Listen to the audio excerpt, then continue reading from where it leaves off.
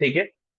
कल हमने जो डिस्कशन किया था उसका ऑब्जेक्टिव था कि भगवान होते हैं इस बात को रियलाइज करना, और भगवान श्री कृष्ण है इस बात के कुछ कुछ प्रूफ्स देखना। तो हमने देखा था जैसे लॉर्ड शिवा, वो किसका भजन करते हैं, किसका नाम लेते हैं, लॉर्ड राम का।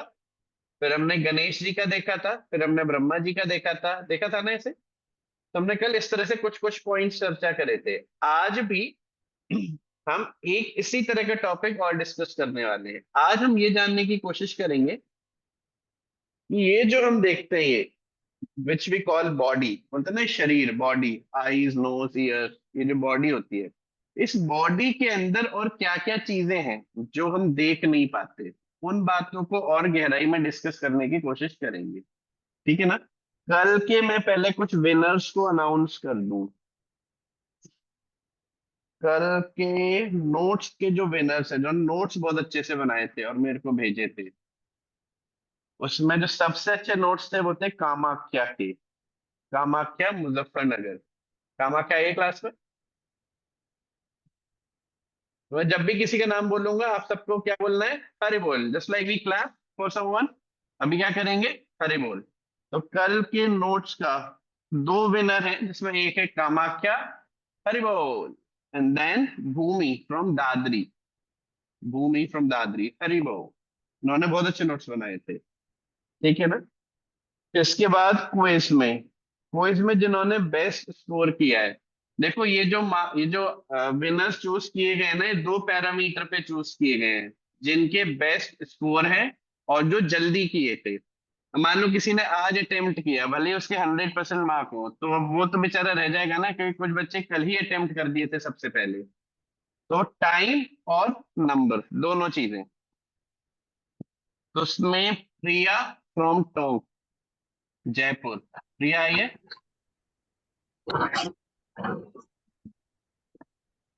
प्रिया आपको क्लास में। हाँ। हाँ प्रभु जी। ठीक है। तो प्रिया विनर है। फिर गौर प्रिया कुशीनगर से, हरि बोल, वेरी नाइस। फिर सक्षम फ्रॉम प्रयागराज, हरि बोल। देन आनी फ्रॉम अरे मुजफ्फरनगर। आनी फ्रॉम मुजफ्फरनगर। ठीक है, ये क्विज के विनर्स हैं। फिर श्लोका के लिए, श्लोका में जिन्होंने याद करके सबसे पहले अपना वीडियो बना के मेरे को भेजा था, तो उसमें है गोविंद। गोविंद फ्रॉम मुजफ्फरनगर। गोविंद आया। Yes sir. अरे बोल, वेरी नाइस। आज भी ट्राई करना, आज भी शाम को क्विज ये श्लोक का ओके। होगा। Okay sir. बहुत अच्छा। वान्या फ्रॉम दिल्ली। वान्या आपको क्लास में। जी प्रभु जी। यस, अरे बोल, वेरी नाइस। और होमवर्क में है दृप्ति फ्रॉम दादरी। उन्होंने, देखो होमवर्क का क्राइटेरिया क्या था, जल्दी भेजा एक तो वो, और दूसरा जो मैं क्वेश्चन पूछा हूं उसका आंसर आपको क्लास में पढ़ाए गए टॉपिक्स में से ही आंसर करना है। मैंने क्या क्या पढ़ाया था उन्हीं पॉइंट्स में से आपको आंसर बनाना है, एक्स्ट्रा नहीं, इधर उधर से नहीं सोचना। जो मैंने पढ़ाया था उसी को अच्छे से याद करते हुए आंसर लिखना है। तो उस बेसिस पर दृप्ति, फिर निर्भय और Arushi from Kushinagar. Dripti from Dadri, Nirbhay from Dadri and Arushi from Kushinagar. ये विनर्स हैं होमवर्क के। फिर नेक्स्ट है क्वेश्चंस, जिन्होंने बहुत अच्छे क्वेश्चन पूछे हैं। तो दो बच्चे हैं जिन्होंने बहुत अच्छे क्वेश्चन पूछे थे। इन सारे क्वेश्चंस का आंसर करेंगे हम लास्ट सेशन में। Last session question answer round होगा, तो सारे क्वेश्चंस इकट्ठा करके हम उन क्वेश्चंस पर डिस्कशन करेंगे। तो अनन्या एंड धारा, अनन्या एंड धारा, जी इन्होंने अच्छे क्वेश्चंस पूछे, वेरी नाइस, हरि बोल। तो ये है कल के विनर्स। आप लोगों का नाम अगर नहीं आया है, मान लो आपने बहुत अच्छे से क्विज दिया था, तो इसका मतलब फिर आप लेट दिए होगे, जैसे कल रात में दिए होगे या जो भी है। तो ऐसे करके आज फिर से ट्राई करना। ऐसे ही श्लोक जब पढ़ाया जाए तो उसको याद करना और फटाक से याद करके उसका एक वीडियो बना के भेजना। तो उसके बेसिस पर ही हेलो आपको अवार्ड्स मिलेंगे। हाँ जी। सर, मेरा तो बस क्विज में सिर्फ एक गलत था। आपने लेट किया होगा अटेम्प्ट पे। क्विज 5 बजे आ गई थी, आपने थोड़ा देर में किया होगा, उससे पहले सारे बच्चे कर दिए थे। ठीक है ना? ओके, चलो आगे बढ़ते हैं। प्रभु जी, हाँ जी। मैंने एक क्विज दी थी, उसमें एक क्वेश्चन पूछा था कि हाँ। सृष्टि की रचना करने के लिए भगवान कृष्ण से किसने ज्ञान लिया था। उसमें मैंने ब्रह्मा जी को सही दिखाया था, पर वो तो गलत दिखाया और उसका सही उत्तर भी बाद में हमें नहीं। नहीं, मैंने वो करेक्ट कर दिया था, उसे काउंट कर लिया था मैंने। कुछ कुछ बच्चों में वो ब्रह्मा जी को राइट नहीं किया गया था, तो मैंने उसे बाद में करेक्ट कर दिया था। जब मेरे पास स्कोर आया था तो मैंने ऐड कर दिया। चलो ठीक है, क्लास स्टार्ट करते हैं, वरना फिर लेट हो जाएंगे क्लास के लिए।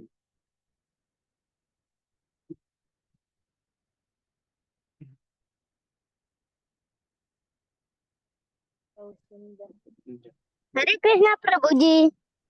हरे कृष्णा। ठीक है, अब सब लोग म्यूट रखेंगे, अब सब तभी बोलना है जब मैं बोलूंगा बोलने के लिए, ठीक है ना? तो जिसका कैमरा बंद हो उसको क्लास से बाहर।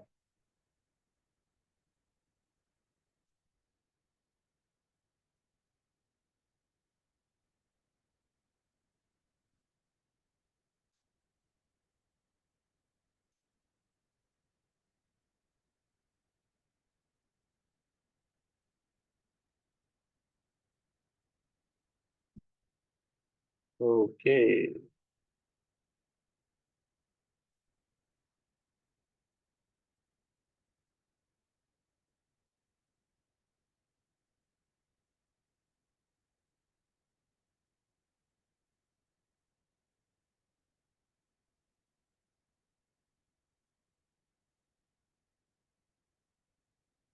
चलो। तो सबसे पहले अपन एक स्टोरी सुनते हैं। ये स्टोरी आपको बहुत ध्यान से सुनना है, स्टोरी के बेसिस पर क्विज में कुछ क्वेश्चंस भी होंगे, और एक बहुत इंपॉर्टेंट फैक्ट है जो हम इस स्टोरी के माध्यम से समझेंगे। ये स्टोरी है इंडिया के इंडिपेंडेंस से थोड़े पहले की, 1940s के अराउंड। तब दिल्ली वाले रीजन में एक छोटी सी बच्ची का जन्म हुआ था, उसका नाम था शांति। ये है वो बच्ची, ये, ठीक है ना? ये, इसका नाम है शांति, ठीक है ना? शांति जब बहुत छोटी थी, जस्ट बोलना शुरू करी थी, तो बार बार अपने पापा को बोलती थी कि पापा मेरे पति कहाँ हैं। बार बार बोलती थी मेरे पति कहाँ हैं, वो तो यहाँ नहीं रहते, वो तो कहीं और रहते हैं। तो जो पापा थे वो ऐसे सोचते थे कि छोटी बच्ची है, कुछ भी बोलती है, तो उसे बहुत ज्यादा ध्यान नहीं दिए। लेकिन वो बार बार इस बात को रिपीट करती थी, मेरा बच्चा कहाँ है, मेरे पति कहाँ है, मैं यहाँ पे नहीं रहती, मेरा घर तो कहीं और है। और ये बात वो बहुत रिपीट करती थी। इवन जब उसको स्कूल में एडमिशन करा दिया तो अपने टीचर्स को भी वो यही बात बोलती रहती थी। तो एक टीचर ने, जो इस फैक्ट को जानते थे, किस फैक्ट को, रीइंकारनेशन, पुनर्जन्म, तो इस बारे में थोड़ा पढ़ाई किए हुए थे, उनको लगा कि शायद इस बच्ची का कुछ डिफरेंट केस है, ये ऐसे ही नहीं बोल रही है, कुछ तो अलग स्टोरी है इसकी। तो उसने बहुत ध्यान से उस बच्ची से बात करी, उससे पूछने का प्रयास किया कि आपके पति कहाँ रहते हैं। तो बोले वो तो मथुरा में रहते हैं। बोले मथुरा में कहाँ रहते हैं? बोला मथुरा में वो कपड़े की दुकान पे काम करते हैं। ऐसे करके वो बहुत सारी डिटेल्स बताना शुरू शुरू करी। और वो जो टीचर थी, उसने पता किया कि मथुरा में कौन है जो बहुत बड़ा कपड़े का काम करता है। ऐसे करके उन्होंने डिटेल्स निकाला तो उनको एक फैमिली के बारे में पता चला। और टीचर ने फिर एक लेटर लिखा उस फैमिली के लिए। उन्होंने बताया कि, उन्होंने पूछा टीचर ने कि क्या आपके यहाँ पिछले कुछ वर्षों में कोई यंग लेडी की डेथ हुई है। ये बताती थी लड़की कि जब मैं इतने साल की थी तो मैं एक बार रास्ते से जा रही थी, फिर ऐसा हुआ करके, मतलब फिर मैं मर गई, कुछ इस तरह से उसने बताया कुछ डिटेल। तो उस बेसिस पर उस टीचर ने एक लेटर लिखकर उस फैमिली को भेज दिया। अब फैमिली ने जैसे ही वो लेटर देखा, उसमें उन्होंने ये नहीं बताया था कि यहाँ पर एक लड़की है वैसे सी बात करती है। उन्होंने सिंपल से कुछ क्वेश्चंस पूछे कि क्या आपके यहाँ इस तरह की कोई लेडी थी और वो कुछ वर्षों पहले उसकी डेथ हुई थी। तो जो फैमिली वाले थे बहुत अलर्ट हो गए कि हाँ, अभी कुछ टाइम में पहले ऐसे जो हमारी लड़की थी, वो उसकी डेथ, उसका नाम भी मैं भूल गया, आनंदी करके कुछ नाम था उस लेडी का, मैं भूल गया एग्जैक्टली क्या नाम है। तो हाँ, उनकी डेथ हुई थी। तभी लेडी क्या करती है, उस बच्ची और उसकी फैमिली को लेके मथुरा आ जाती है। पहले गाड़ी तो चलती नहीं थी, पहले ट्रेन चला करती थी उस टाइम पे, 40s 50s के टाइम पे। तो ट्रेन में बैठ के सबको लेके मथुरा स्टेशन पर आ गई। और मथुरा स्टेशन पर आते ही जब वो लड़की शांति स्टेशन से उतरी, तो खुद ही बताना शुरू कर दी कि चलो चलो जल्दी चलो, हम पहुंच गए, बस पहुंच गए। तो गलियों में लेके, जो पहली बार मथुरा आई थी उस बॉडी में, छोटी सी बच्ची जो थी वो पहली बार मथुरा आई थी, लेकिन फिर भी उसे सब याद था कि इस गली में मुड़ो, इस गली में मुड़ो, इस गली में मुड़ो, यहाँ पे चलो, आगे चल के मेरा घर पड़ेगा। तो इस तरह से जब वो आगे रास्ते में जा रहे थे, तो उसने बोला कि बस उस गली से राइट मुड़ने पर आगे चल के मेरा घर आ जाएगा। तो जैसे ही आगे गए और गली में मुड़े, तो देखा वहां तो दीवार बनी हुई थी बहुत बहुत बड़ी। तो वो बोले कि अरे लड़की ऐसी घुमा रही है, फंस गई। तो ऐसे ही, मतलब वो ऐसे ही थोड़ा सा बात करने लगे।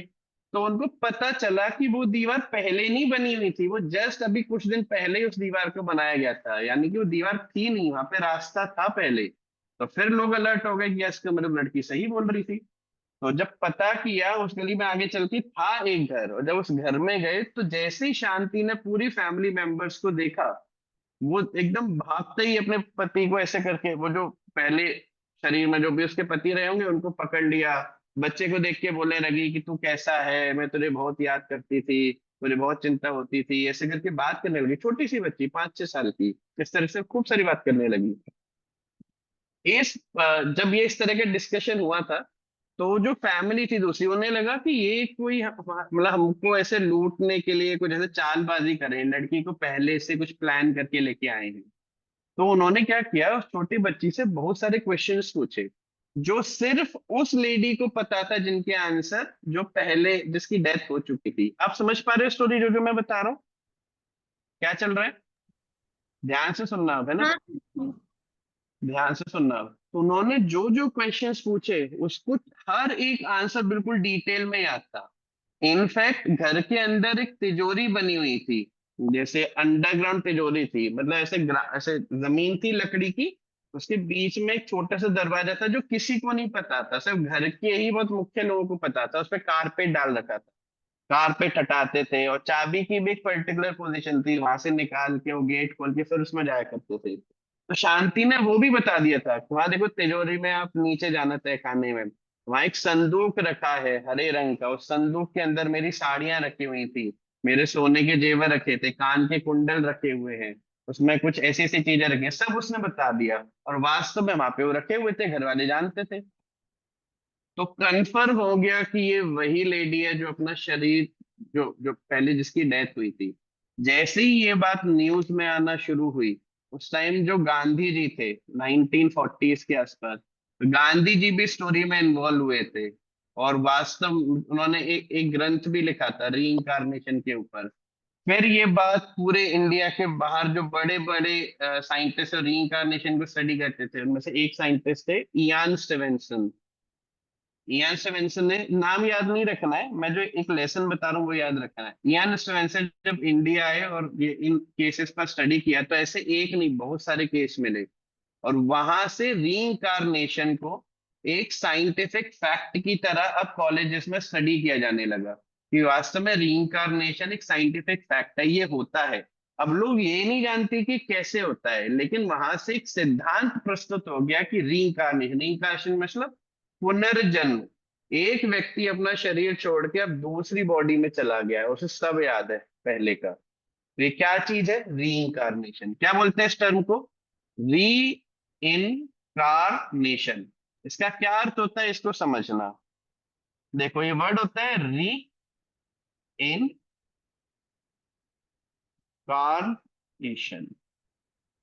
ठीक है ना?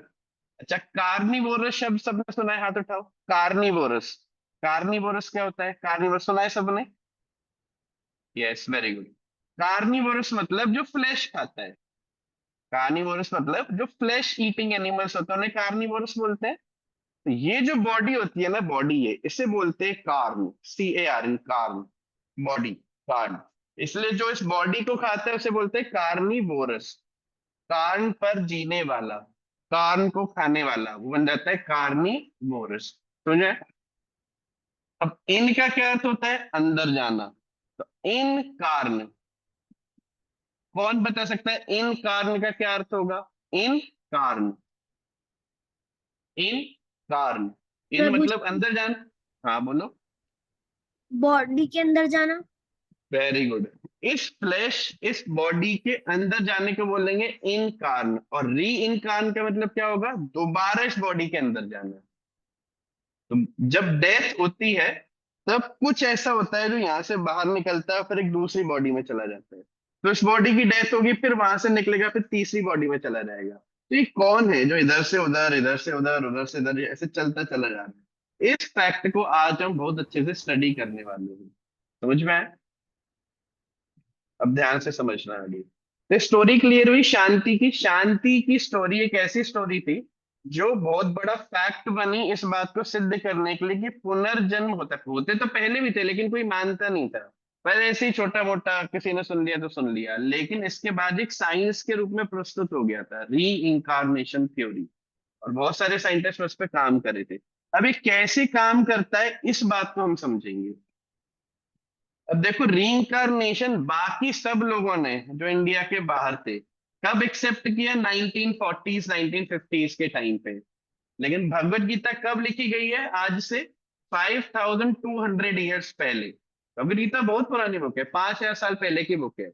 उसमें ऑलरेडी इसके बारे में बात की गई है। और इसी के माध्यम से हम समझेंगे कि ये रीइंकारनेशन कैसे काम करता है, क्यों सबकी बॉडी अलग अलग तरह की है। कोई देखने में बहुत सुंदर है, कोई उतना सुंदर नहीं है। किसी को क्या बोलते हैं, गुलाब जामुन खाना अच्छा लगता है तो किसी को नमकीन खाना अच्छा लगता है। जैसे आप में से कुछ बच्चे होंगे उनको मीठा बिल्कुल भी पसंद नहीं होगा, उनको नमकीन अच्छा लगता होगा।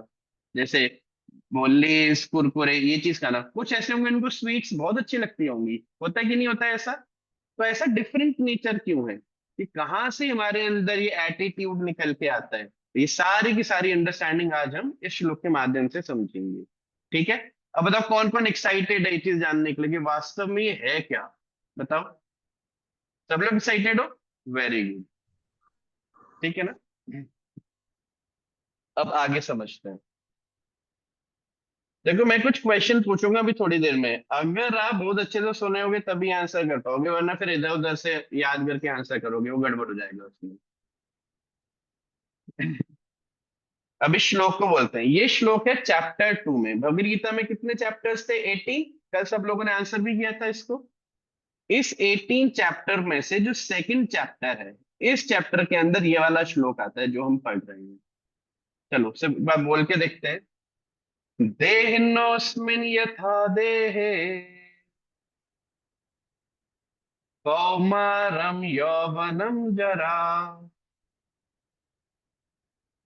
तथा देहांतर प्राप्ते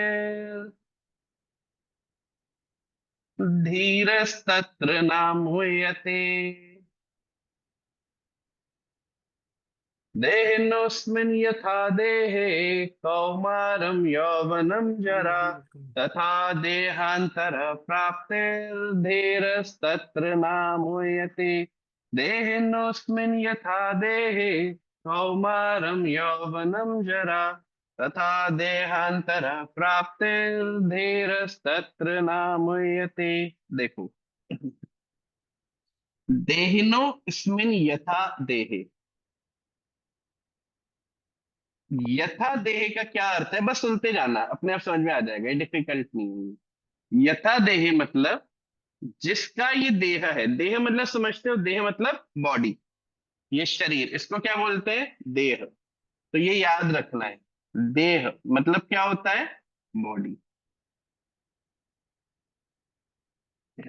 ठीक है ना? कौमारम यौवनम जरा। कौमारम का क्या अर्थ होता है? कौमारम मतलब छोटा, बच्चे वाली अवस्था। जो 5 साल से छोटे बच्चे होते हैं उनको क्या बोलते हैं? कौमार। कौमारम मतलब बच्चा। यौवनम मतलब जवान। और जरा मतलब बुढ़ापा। तो जैसे कोई बॉडी, कोई शरीर क्या होता है? छोटे बच्चे से जवान बनता है और जवान से क्या हो जाता है? बूढ़ा। देखो पीछे जो फोटो बनी हुई है, छोटे बच्चे से क्या हुआ? जवान हुआ। और फिर जवान से क्या हो जाता है? बुढ़ापा। आता है ना ऐसे? Sound not coming, sir. हरे कृष्णा। आवाज आ रही है?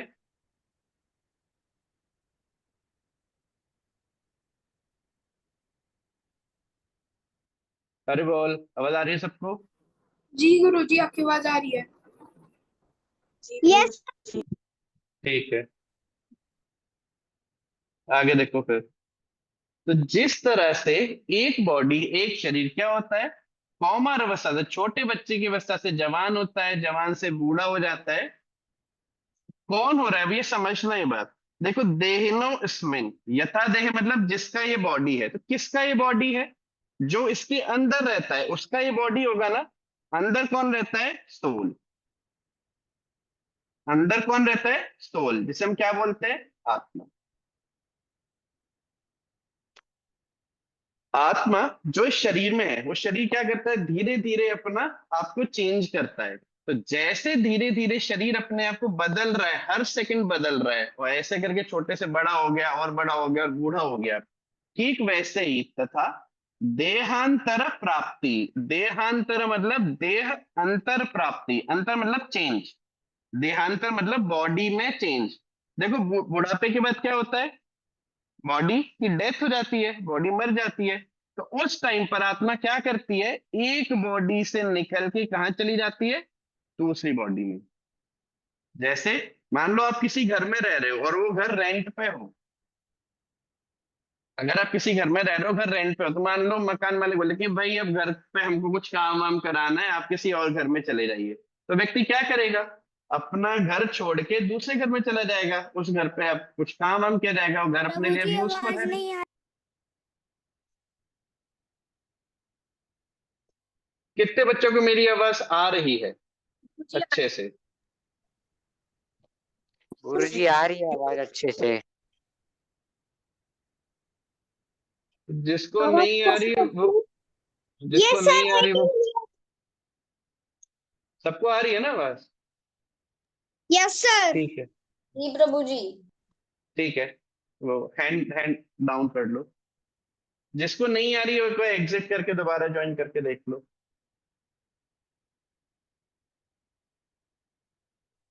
ठीक है ना? चलो आगे देखते हैं। हाँ, मैं क्या बता रहा था?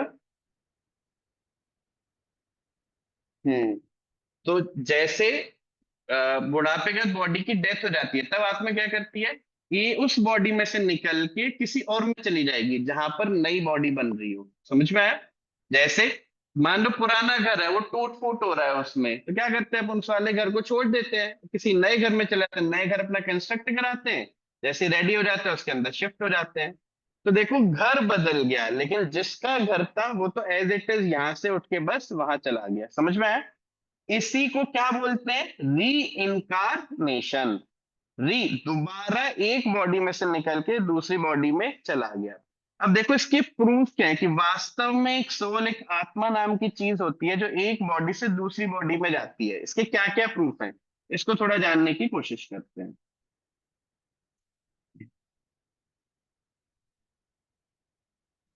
आपने फोबिया का नाम सुना है? फोबिया एक चीज होती है जिसे बोलते हैं फोबिया।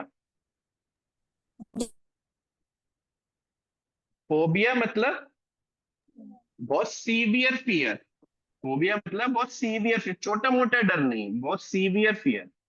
जैसे किसी किसी को हाइट का फोबिया होता है, उसे आप थोड़ा सा भी हाइट पे ले जाओ बहुत डर जाएगा, वो रेलिंग के पास ही नहीं जाएगा, वो अंदर कमरे में बैठा रहेगा। जैसे सोसाइटीज होती है ना, बहुत बड़ी बड़ी बिल्डिंग्स होती हैं उसमें, तो अगर किसी को हाइट का फोबिया है तो उसमें कभी जाएगा ही नहीं, नीचे फर्स्ट फ्लोर या सेकंड फ्लोर पर रहेगा, ऊपर की फ्लोर पे कभी जाते नहीं, क्योंकि बहुत सीवियर डर होता है। ठीक है ना?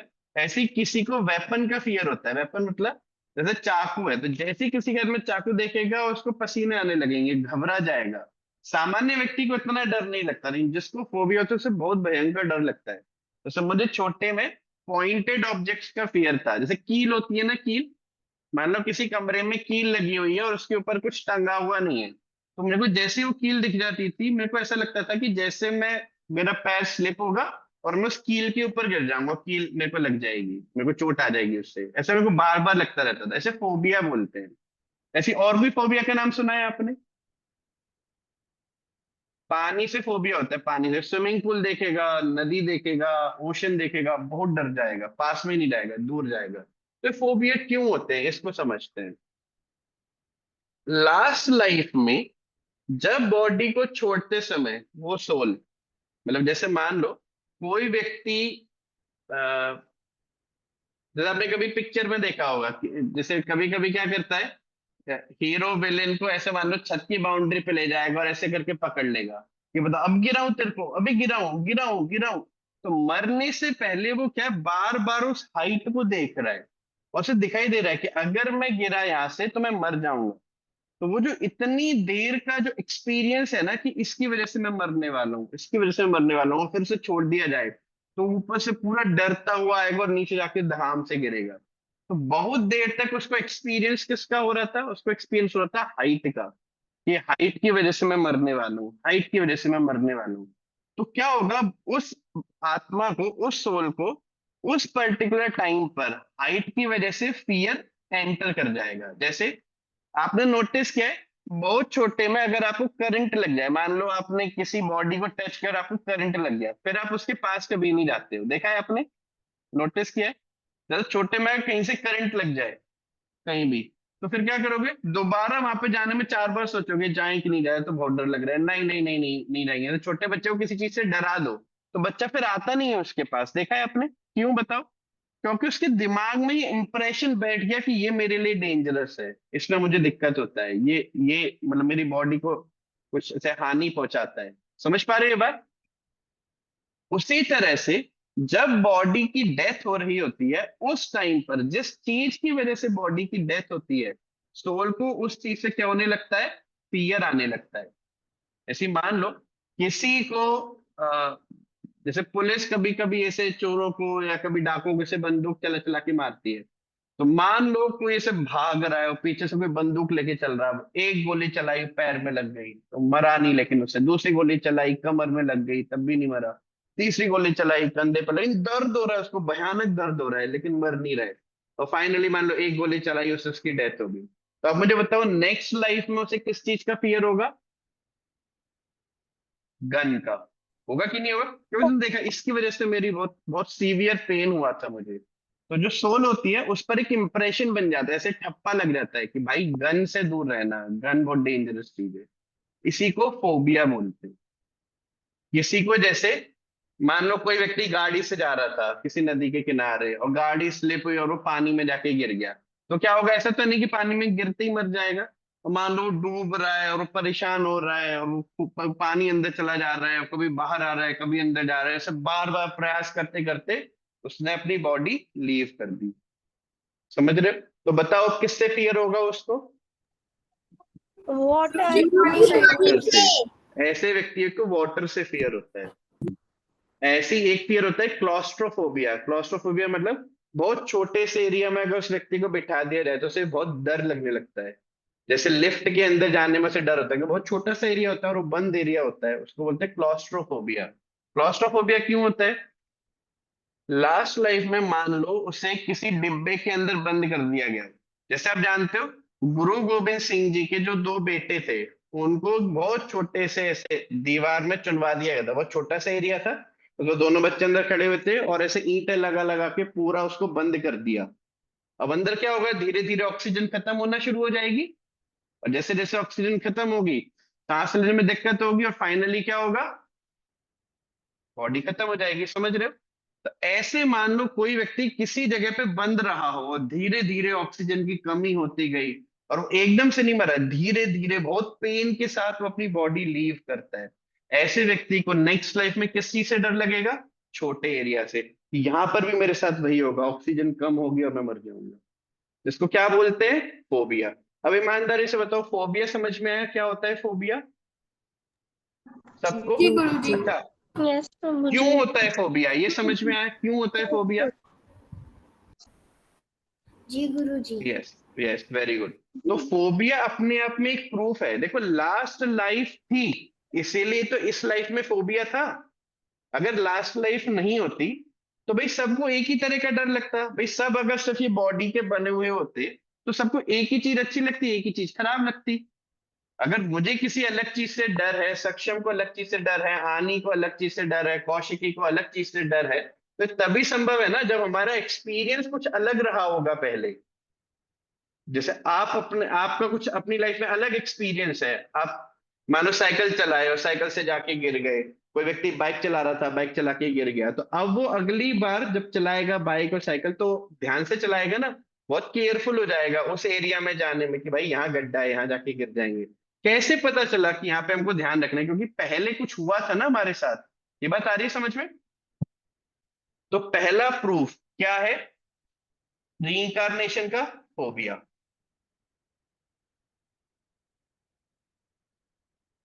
फोबिया होता है, इस बात का, ये इस बात का प्रूफ है कि वास्तव में सोल होती है और वो पिछली बॉडी से नई बॉडी में जाती है। ये प्रूफ है। समझ में आया ये बात? ठीक है। अब थोड़ा सा ये समझते हैं कि बॉडी मतलब क्या होता है। देखो, ये जो दिख रहा है बीच में, ये जो सबसे अंदर होता है, इसको हटा दो, इसको क्या बोलते हैं? सोल।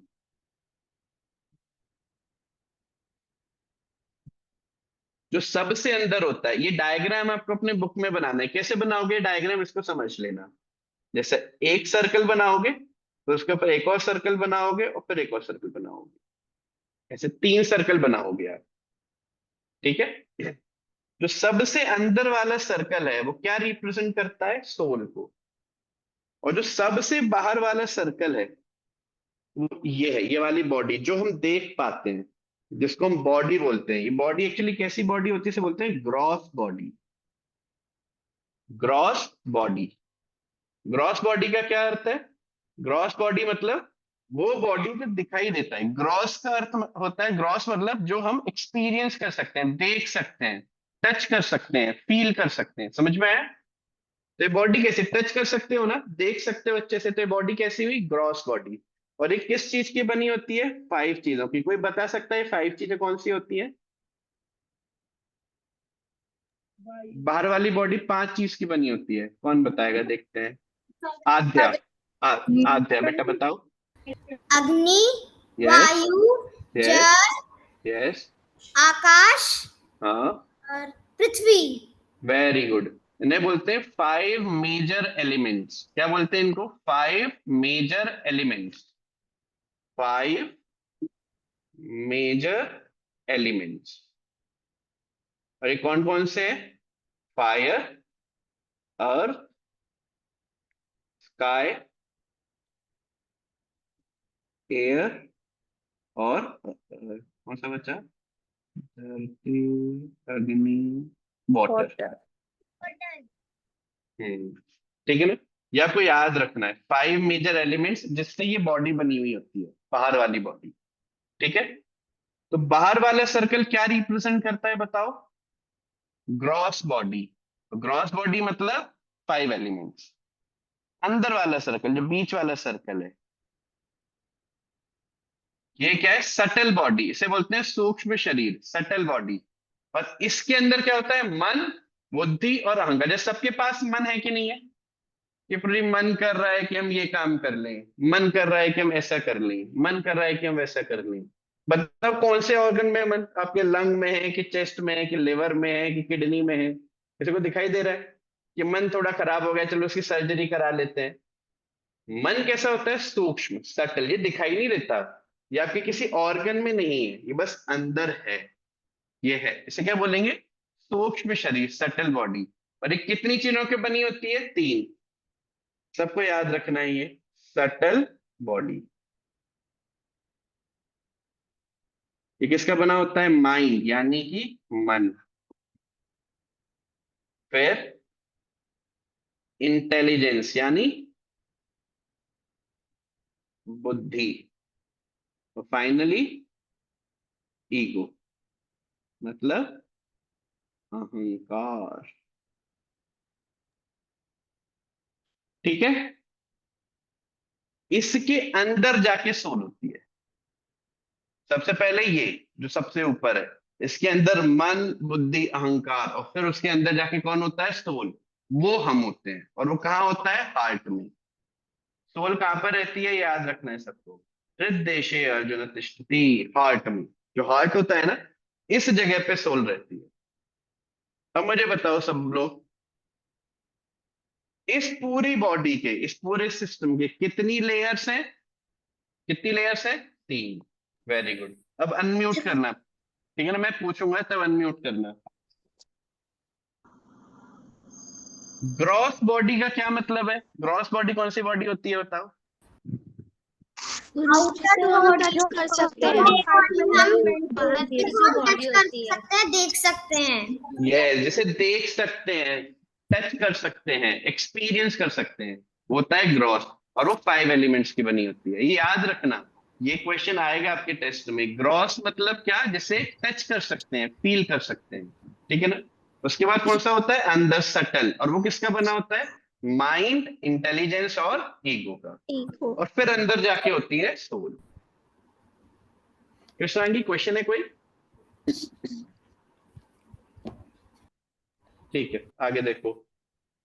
अब जब मैंने आपको बताया था, सोच के बताना, कि जब व्यक्ति की डेथ हो रही थी, मान लो पानी में डूब रहा था, तो उसे डर लगने लगा पानी से। ये जो एक्सपीरियंस है कि पानी हमारे लिए डेंजरस है, ये बताओ कहां पर जाके स्टोर होता होगा? माइंड में, इंटेलिजेंस में, कि ईगो में?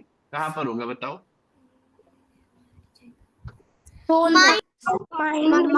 माइंड में। मन का यही काम होता है। यस, मन का क्या काम होता है? जब आप किसी चीज को यूज करते हो, तो उसको यूज करने पर अच्छा लगा कि खराब लगा, इस इंफॉर्मेशन को मन अपने पास रख लेता है। जैसे आपने पहली बार मान लो केक खाया, चॉकलेट केक खाया, तो चॉकलेट केक खाने पर आपको अच्छा लगा कि खराब लगा, ये मन के पास स्टोर हो जाएगा। फिर नेक्स्ट टाइम जब आप चॉकलेट केक को देखोगे, वो मन याद दिलाएगा, अरे ये तो बहुत अच्छा लगा था, दोबारा खाएंगे। तो मन क्या करता है? एक्सपीरियंस को अपने पास रख लेता है। याद हो गया सबको ये बात? मन क्या काम करता है? एक्सपीरियंस को अपने पास रख लेता है। इसीलिए जो लास्ट लाइफ में मरते समय एक्सपीरियंस थे, डेथ के समय एक्सपीरियंस थे, वो किसने अपने पास रख लिए? मन ने। और नेक्स्ट बॉडी में वो मन साथ में आता है हमारे, और फिर मन याद दिलाता रहता है, भाई ये गड़बड़ है, इसके पास मत जाओ। उसी को क्या बोलते हैं? फोबिया। ठीक है, याद रहेगा सबको? बॉडी की 3 layer, gross body, subtle body और फाइनली सोल। हम इसमें से कौन है? ग्रॉस बॉडी है हम, सटल बॉडी है, या सोल है बताओ? सोल। हम सोल है। और बाकी ऊपर हमारे कपड़ों की तरह है, जैसे हमने कपड़े पहन रखे हैं अलग अलग, ऐसे बाकी हमारे कपड़ों की तरह है, सोल के ऊपर अलग अलग लेयर्स होती हैं। समझ गए? यस, आगे देखते हैं। तो जो लेसन हमको याद रखना है इतने डिस्कशन से, we are not this body, we are spirit, soul. याद रहेगा ना सबको? ये लाइन याद रखनी है। We are not this body, we are spirit, soul. Spirit soul मतलब आत्मा। प्रभु जी मुझे क्वेश्चन है। बोलो। रिकार्नेशन में हमारी मतलब बॉडी को मतलब हमारा सोल ट्रांसफर होता है, तो सारे पूरा डर माइंड में कैसे स्टोर हो जाता है? ये सब हमारा नेक्स्ट सेशन में आएगा, माइंड बॉडी कैसे काम करते हैं। अभी इंफॉर्मेशन के लिए समझो कि मन क्या करता है? स्टोर कर लेता है बस। तो कैसे स्टोर करता है वो सब बाद में देखेंगे। वो स्टोर कर लेता है, इस बात को याद रखो, ठीक है। चलो अब आगे देखो। अब नेक्स्ट श्लोक देखते हैं। ये भी सेकंड चैप्टर में श्लोक है। सेकंड चैप्टर जो है, उसमें मेजर पोर्शन बताया जाता है सोल के बारे में। गीता का जो सेकंड चैप्टर है वो सोल के ऊपर बात करता है, शुरुआत का जो सेक्शन है, ठीक है ना। तो ये श्लोक भी सोल के लिए बना है। देखते हैं क्या है ये। वासांसि जीर्णानि यथा विहाय नवानि गृह्णाति नरो पुराणि तथा शरीराणि विहाय जीर्णानि अन्यानि संयाति नवानि देहि। अब देखो क्या करता है बॉडी, ये सोल क्या करती है? वासांसी। वासांसी मतलब आपने एक वर्ड सुना है, वस्त्र। वस्त्र मीन्स कपड़ा। तो वासांसी मतलब कपड़ा। जीर्णानी, जीर्णानी मतलब जब फट जाता है। यथा विहाय, जैसे फटे हुए कपड़े को फेंक दिया जाता है। कोई है जो फटे हुए कपड़े को शोकेस में संभाल के रखता है? ऐसा कोई नहीं करता ना।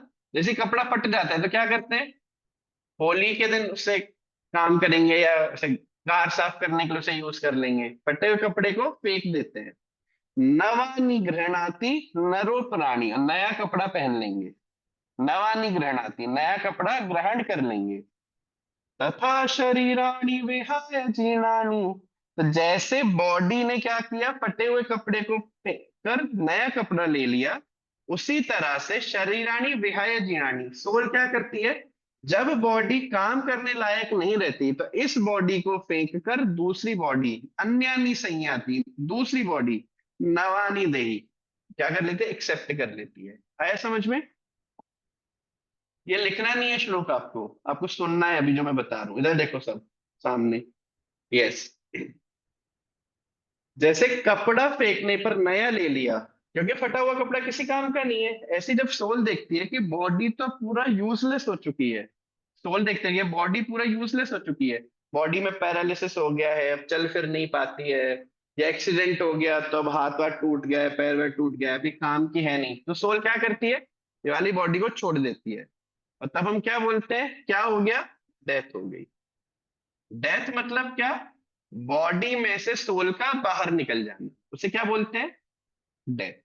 डेथ मतलब बॉडी में से सोल का बाहर निकल जाना। इसलिए कभी कभी ऐसे शब्द भी बोलते हैं कि वो तो मतलब शरीर छोड़कर चले गए, या उनका तो शरीर छूट गया, वो तो अब यहाँ नहीं रहे, वो तो चल बसे। सुना है आपने ऐसे शब्द कि वो तो चल बसे? चल बसे मतलब कौन चला गया, सोल चली गई बॉडी को छोड़ के, बॉडी तो वहां सामने ही रखी हुई है, सोल छोड़कर जा चुकी है। अदरवाइज सोच के देखो, कभी कभी ऐसा सुनने में आता है कि वो तो शाम को बैठे थे चेयर पे बहुत अच्छे से, चाय भी पी उन्होंने और अच्छे से अपना बात कर रहे थे, एक का एक सुबह पता चला कि वो तो चल बसे। अरे ऐसा क्या हो गया एकदम से कि वो चल बसे, बॉडी तो पूरी एज इट इज है, क्या ऐसा हो गया एकदम से कि वो चले गए, बस सोल को लगा कि बॉडी का उसमें टाइम कंप्लीट हो गया, इस बॉडी को और यूज नहीं करना है तो चली गई। अगर सोल नहीं होती तो ऐसा एकदम से बॉडी में क्या हुआ कि वो काम नहीं कर पा रही है, अंदर तो सारे ऑर्गन अभी भी है, सारे केमिकल्स अभी भी है, सब कुछ बॉडी में ऑलरेडी है, तो एक बंद कैसे हो गई, वो क्यों काम करना बंद कर दिया उसने। तो सोल जब बॉडी को छोड़ के चली जाती है, इसलिए हम क्या बोलते हैं, उस बॉडी को यूजलेस, अब ये काम नहीं कर सकती, तो उसे क्या करना पड़ता है, जला देना पड़ता है, क्योंकि अब वो काम नहीं, एक बार छोड़ के चली गई फिर दोबारा नहीं आएगी। समझ पा रहे हो ये बात? ठीक है ना? तो डेथ मतलब बॉडी में से सोल का निकल जाना, इसको बोलते हैं डेथ। ठीक है, अब एक मैं एग्जांपल दे रहा हूं, ये आपको बहुत ध्यान से समझना है। जैसे सोच के देखो, जैसे एक कपड़ा है, मान लो कपड़ा, ये मेरा कुर्ता है, देखो जैसे मैंने हाथ उठाया तो देखो कुर्ते का भी हाथ उठा, दिख रहा है सबको? यस, मैंने देखो लेफ्ट हैंड उठाया तो देखो कुर्ते का भी हाथ उठा। ऐसे मैं अब मान लो चलना शुरू कर दूं तो कुर्ता भी चलना शुरू कर देगा। कुर्ता अपने आप चल रहा है या कोई इसे चला रहा है, बताओ? मैं चला रहा हूं ना, तभी तो कुर्ता चल पा रहा है। जी गुरुजी। यस, जैसे कुर्ता किसका बना है, ये भी 5 एलिमेंट्स का बना है, earth water fire air ether, ये भी 5 एलिमेंट्स का बना है। ऐसी बॉडी भी किसकी बनी है बताओ, 5 एलिमेंट्स की, earth water fire air ether. जैसे कुर्ते को चलाने के लिए इस बॉडी की आवश्यकता है, ऐसी इसको चलाने के लिए भी किसी की आवश्यकता है, वो कहाँ रहता है, इसके अंदर। जैसे कुर्ते के अंदर मैं हूं इसलिए कुर्ते को चलाया जा रहा है, ऐसे ही इस बॉडी के अंदर कौन है, सोल, जो इस बॉडी को चलाता है अंदर बैठ के। जैसे कार के अंदर ड्राइवर बैठ रहा है तभी तो कार चल पाती है, अगर ड्राइवर नहीं होगा तो कार नहीं चल पाएगी। कार एज इट इज है, लेकिन जैसे ड्राइवर बैठ रहेगा, गियर डालेगा, एक्सीलरेटर डाल चलाएगा, चलने लगेगी गाड़ी। उसी तरह से जब सोल बॉडी में आ जाती है तब उस बॉडी को चलाना शुरू कर देती है, डक डक डक डक पूरा बढ़िया से चलाती रहेगी। जैसे सोल बाहर निकल गई तो जैसे कुर्ता टंगा एक बार रख दिया तो रख दिया, वो काम करेगा नहीं क्योंकि इसके अंदर कोई है नहीं। ऐसी बॉडी के अंदर से जब वो सोल चली रहेगी तो बॉडी भी किसी काम की नहीं, वो भी ऐसी रहेगी। फिर समझ पा रहे हो ये बात? तो जैसे वस्त्र काम ना आने पर फेंक दिया जाता है और नया ले लिया जाता है, वैसी आत्मा क्या करती है, सोल क्या करती है, बॉडी के यूजफुल ना होने पर बॉडी को फेंक देती है और फिर नई बॉडी ले लेती है। इसी प्रोसेस को हम क्या बोलते हैं, डेथ। क्या ये बात समझ में आई? डेथ क्लियर है? अब देखो कुछ एग्जाम्पल देखते हैं।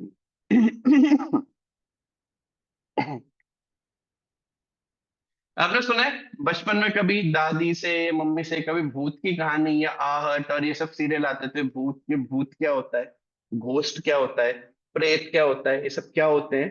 तो इस कॉन्सेप्ट से देखो अपन उस क्वेश्चन का आंसर करने की कोशिश करेंगे। मान लो आपने आपके पास एक पेयर है, जैसे मान लो मेरे पास ये धोती कुर्ता है और मैंने टेलर को बोला कि भाई हमको एक नया धोती कुर्ता सिल के देना, ये धोती कुर्ता थोड़ा खराब होना शुरू हो गया। तो बोला ठीक है, मैं 5 डेज में आपको नया धोती कुर्ता दे दूंगा। तो मेरे पास नया सेट कब आएगा? 5 डेज बाद। करेक्ट? लेकिन मान लो मैं गुस्से में आके अपने इस धोती कुर्ता को पहले ही फाड़ दूं, गुस्से में आकर कि मैंने पूरा पूरा फाड़ फूड़ के फेंक दिया, तो 5 डेज तो मुझे वेट करना पड़ेगा ना बिना कपड़ों के। समझ पा रहे हो ये बात? जी उसी तरह से जब कोई सोल एक बॉडी में आती है तो पहले से ही डिसाइड कर दिया जाता है कि अब नेक्स्ट बॉडी उसे कितने टाइम बाद मिलेगी। मान लो ये एक बॉडी है, इधर देखना स्क्रीन पर ध्यान से, ये एक बॉडी है, सोल इसके अंदर एंटर करी और पहले से डिसाइड कर दिया गया कि इस बॉडी में 60 इयर्स रहने के बाद ही आपको दूसरी बॉडी मिलेगी। ये बॉडी 60 इयर्स बाद प्रिपेयर होगी। लेकिन मान लो इस सोल ने क्या किया, कुछ गुस्से में आके या कुछ कुछ खराब उसे लगा, उसने क्या किया, इस बॉडी को पहले ही खत्म कर दिया। कैसे खत्म किया? सुसाइड करके। सुना है आपने अखबार में कुछ बच्चे सुसाइड कर लेते हैं, कुछ बड़े लोग सुसाइड कर लेते हैं, पंखे से लटक जाते हैं, छत से कूद जाते हैं, कभी पिक्चरों में भी देखा होगा सुसाइड कर लिया। होता है कि नहीं होता है ऐसा? करते हैं ना कुछ लोग। तो सुसाइड करना मतलब जिस टाइम पर डेथ होनी थी उससे पहले ही ये बॉडी क्या करा, छोड़ दिया। अब नेक्स्ट बॉडी तो रेडी नहीं है ना, तब क्या होगा? तब तक इस सोल को बिना बॉडी के रहना पड़ेगा। उसी को क्या बोलते हैं? घोस्ट। जब सोल को बिना बॉडी के कुछ समय रहना पड़ता है, जब तक उसकी बॉडी नहीं मिलती, उसे क्या बोलते हैं? घोस्ट। तो ये लिख लो आप, soul without body is called ghost.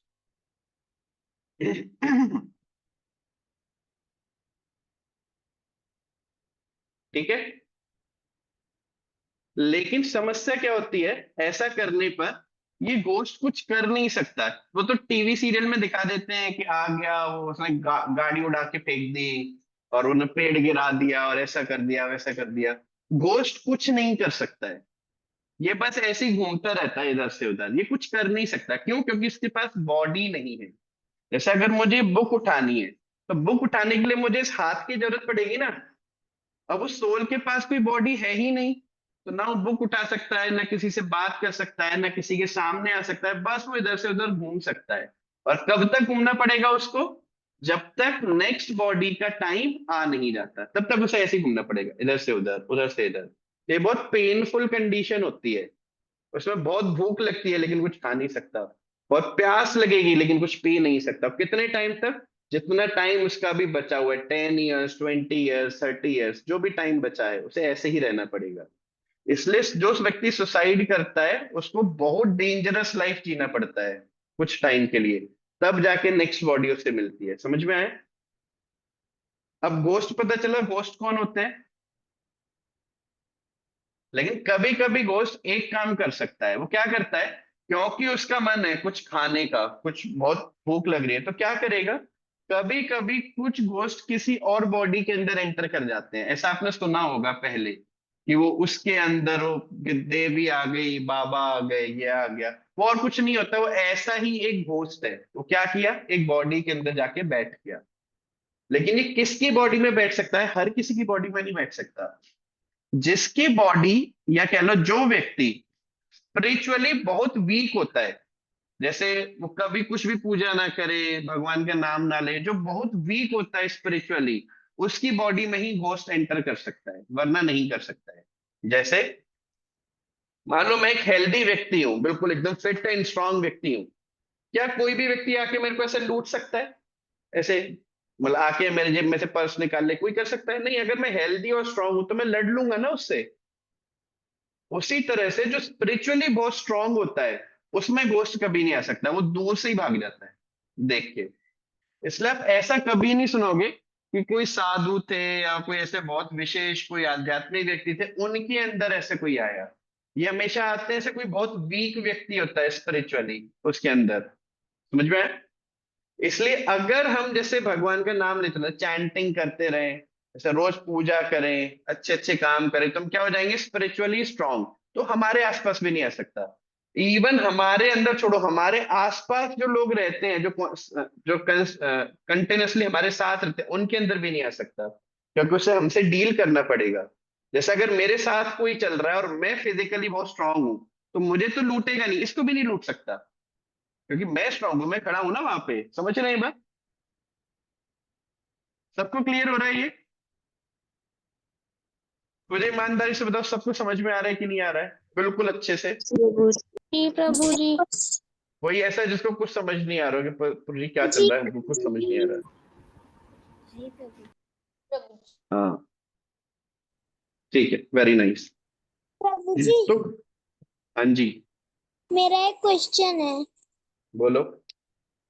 जैसे आपने बताया कि अगर कोई सुसाइड कर लेता है तो उसकी बॉडी ऐसी ही रहती है, उसको कोई बॉडी नहीं मिलती, इतना उसकी एज पूरी नहीं होती। पर हम्म, कोई एक्सीडेंट में उसकी गलती नहीं होती, वो एक्सीडेंट में उसका डेथ हो जाता है, तो भी ऐसा ही होता है? नहीं नहीं, वो उसका टाइम फिक्स होता है, पहले से डिसाइड हो रखा होता है कि इसकी एक्सीडेंट में डेथ होगी। ये हम नेक्स्ट सेशन में देखेंगे, ये वाला पार्ट जब हम स्क्रिप्चर्स के बारे में पढ़ेंगे, स्क्रिप्चर्स हमको क्या क्या चीजें सिखाते हैं उसमें आएगा ये। जैसे उसको पहले से निर्धारित होता है कि ये व्यक्ति की डेथ एक्सीडेंट में होनी है, तो तब ऑलरेडी उसकी बॉडी रेडी हो रखी है, जैसे ही यहाँ से निकलेगा दूसरी बॉडी में पहुंच जाएगा। लेकिन जो सुसाइड होता है बस वो एक अलग केस होता है, उसको कभी नहीं करना चाहिए। मतलब वो उसमें आपने बॉडी छोड़ दी और नई बॉडी मिली नहीं है। अब ये इतना फ्रस्ट्रेट हो जाता है, इतना फ्रस्ट्रेट हो जाता है कि अगर मान लो कोई वीक बॉडी मिल भी गई तो उसके अंदर चला जाएगा और फिर खूब खाता है, खूब लड़ाई करता है, खूब झगड़ा करता है, क्योंकि उससे कुछ मिल गया तो कुछ ना कुछ करता रहेगा।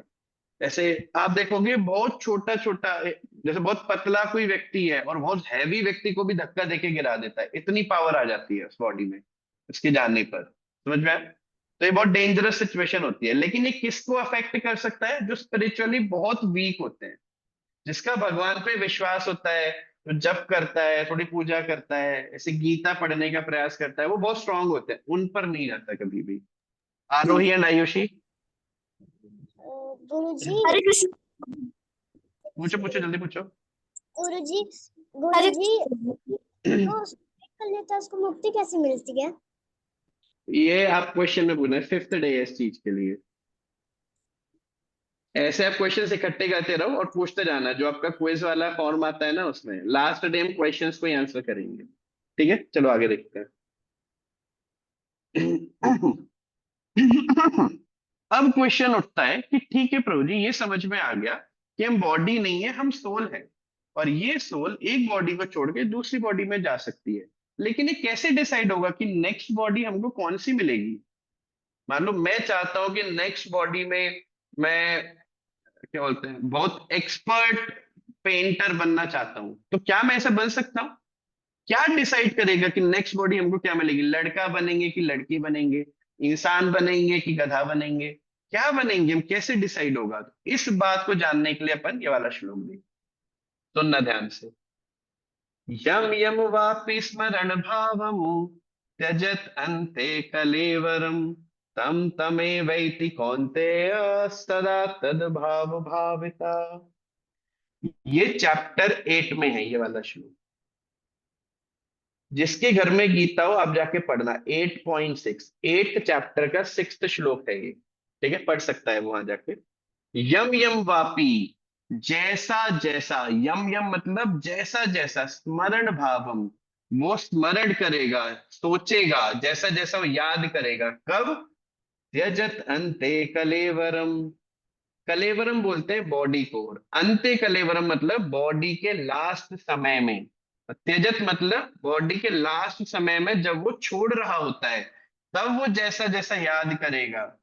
तम तेम ए वेति कौन्तेया, तम तम मतलब वैसा वैसा ही, यम यम मतलब जैसा जैसा सोचेगा, तम तम वैसा वैसा ही, सदा तद भाव भाविता, बिल्कुल वैसा वैसा ही भाव भाविता शरीर उसको मिल जाएगा। जैसा जैसा वो लास्ट मोमेंट पे सोचेगा, वैसा वैसा उसे नेक्स्ट बॉडी में शरीर मिल जाएगा। जैसे कुछ एग्जांपल देखते हैं इसके। मान लो एक व्यक्ति है, ये इसकी बहुत इच्छा थी कि हम बहुत अच्छा गाना गाना चाहते हैं, लेकिन वो गाना गाने गला उसका खराब है, नहीं गाते हैं तो लोग हंसने लगते हैं। तो थोड़ा सा भी गाने की कोशिश करेगा तो लोग हाँ करके हंसेंगे, देखो कौन आ गया। तो इसकी बहुत इच्छा है कि मेरी आवाज बहुत अच्छी होनी चाहिए, हमको आवाज बिल्कुल अच्छी नहीं मिली, मैं चाहता हूँ मेरी आवाज बहुत अच्छी हो। तो अब ये पक्का है, क्योंकि इसने इच्छा करी है, ये सोच रहा है कि हमको आवाज अच्छी चाहिए। तो ऊपर वाले श्लोक में हमने क्या सीखा, जैसी डिजायर होगी वैसी ही क्या मिलेगी, बॉडी। जैसा जैसा वो सोचेगा वैसा वैसा ही बॉडी मिलेगा। तो नेक्स्ट लाइफ में इसको पक्का है कि बहुत अच्छी आवाज मिलेगी, इसमें कोई डाउट नहीं है, क्योंकि इसकी इच्छा थी कि हमको अच्छी आवाज चाहिए। लेकिन अगर ये गुड एक्शंस करेगा, लोगों की हेल्प करेगा, लोगों को सपोर्ट करेगा, ऐसे भगवान को याद करेगा, चैंटिंग करेगा, जप किया करेगा, गीता पढ़ा करेगा, अच्छी अच्छी एक्टिविटीज करेगा, तो क्या मिलेगा इसे, ह्यूमन बॉडी। और नहीं तो क्या मिलेगा उसे, एनिमल बॉडी। जैसे अगर कोई चाहता है कि मेरी आवाज बहुत अच्छी हो, तो आवाज अच्छी हो जाएगी, लेकिन साथ में अगर वो अच्छी एक्टिविटीज करता है तो क्या बन जाएगा, लता मंगेशकर जैसी कोई बहुत अच्छी आवाज, बहुत अच्छी बॉडी मिल जाएगी, किशोर कुमार, लता मंगेशकर जो अच्छा गाते थे। लेकिन अगर खराब एक्टिविटीज करेगा तो कुक्कू बर्ड बन जाएगा। ये भी तो बहुत अच्छा गाती है, कुक्कू बर्ड भी तो कितना अच्छा गाती है, सुनने में कितना अच्छा लगता है, तो वो बन जाएगा। आवाज अच्छी मिल जाएगी, ये पक्की बात है, लेकिन बॉडी कौन सी मिलेगी ये कौन डिसाइड करेगा, कर्मा। बॉडी डिसाइड करने वाली एक्टिविटी क्या होती है, कर्मा। कि इंसान बनेगा कि गधा बनेगा कि घोड़ा बनेगा कि कुत्ता बनेगा कि बिल्ली बनेगा, ये कौन डिसाइड करेगा, कर्मा। लेकिन वो बॉडी के अंदर क्या क्या क्वालिटीज होंगी ये कौन डिसाइड करेगा, डिजायर। इसलिए याद रखना, desire plus karma is next body. जैसी आपकी इच्छा है और जैसे आपकी एक्टिविटीज हैं, इन दोनों को मिलाने पर जो निकल के आएगा वो नेक्स्ट बॉडी होगी। समझे, कितने लोगों के कॉन्सेप्ट क्लियर हुआ बताओ। नेक्स्ट बॉडी किस बेसिस पे मिलती है, डिजायर प्लस कर्मा। इच्छा क्या है हमारी और हम कैसे एक्टिविटीज करते हैं। अच्छी एक्टिविटीज मतलब अच्छी बॉडी, खराब एक्टिविटीज मतलब खराब बॉडी। अच्छी एक्टिविटीज मतलब जो स्क्रिप्चर्स हमको बताते हैं, लोगों की हेल्प करना, ऐसे गुस्से में बात नहीं करना, सिंपल बन के रहना, चैंटिंग करना, भगवान के नाम का जप करना, मंदिर जाना, पूजा करना, गीता पढ़ना, इस तरह की क्लासेस सुनना जिसमें सोल के बारे में बात की जाती है, इन चीजों को क्या बोलते हैं, अच्छी एक्टिविटीज। बैड एक्टिविटीज मतलब दूसरों को परेशान करना, जिद करना, इससे क्या मिलेगा, खराब बॉडी मिलेगी, बेकार बॉडी मिलेगी। जैसे जो लोगों से झगड़ता है, बहुत हर समय से झगड़ने की टेंडेंसी रहती है, तो मुझे बताओ वो कौन से एनिमल होते हैं जो सिर्फ झगड़ने का काम करते हैं, कार्निवोरस। जैसे लायन, चीता, जैकॉल, हाइना, ये सब क्या है, कार्निवोरस है, झगड़े का काम करते हैं। तो इनको क्या मिलती है, ऐसी बॉडी मिलती है जो बहुत झगड़ते हैं। ऐसे कुछ, कोई अगर ऐसा है जो दूसरे से बहुत जलन रखता है, इसको इतना क्यों मिल गया मुझे क्यों नहीं मिला, इसको इतना क्यों मिल गया मुझे क्यों नहीं मिला, हमको मिलना चाहिए था, मेरे को कोई ध्यान नहीं दे रहा है, मेरे को भी चाहिए था, उसको क्यों दे दिया। तो ऐसे बहुत ईर्ष्या रखते हैं, उनको क्या मिलती है, स्नेक की बॉडी मिलती है। किसकी बॉडी मिलती है, स्नेक, जो बहुत ईर्ष्या करता है। समझे। तो जैसा हमारा डिजायर होगा और जैसी हमारी एक्टिविटीज होंगी उसके बेसिस पर क्या बनता है, नेक्स्ट बॉडी। और जब हमारी एक बॉडी कंप्लीट हो जाएगी उसी के बेसिस पर फिर नेक्स्ट बॉडी दे दी जाएगी। बताओ ये बात समझ में आया, यस। चलो अब एक क्वेश्चन है आपसे।